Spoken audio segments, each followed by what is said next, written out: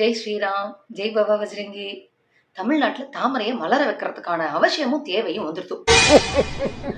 அதிமுகவோட கூட்டணியில இருக்கும். ஆமா, அதிமுக காரெல்லாம் ஏன் எதுக்கு என்னன்னு கேட்காம நம்ம பிஜேபிக்கு ஓட்டு போட்டுருவா.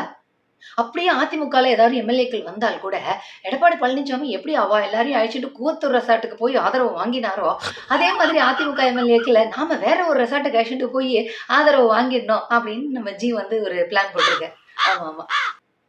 அப்படி தாமரை மலர்ந்தோன்னே முதல் வேலையா தமிழ்நாட்டில் இருக்கக்கூடிய 69% இடஒதுக்கீட ஒழிச்சு போடணும்.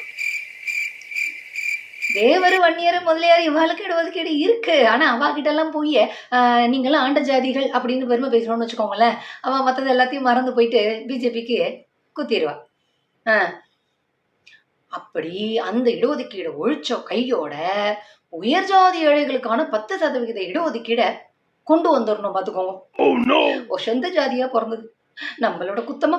ஒன்னே ஒண்ணுதான் சொல்றேன், மயிரத்தா மலரும் மயிரத்தா மலரும் மயிரத்தா மலரும் மயிரத்தா மலரும். தமிழ்நாடுல என்றைக்குமே மலராது பாஜக.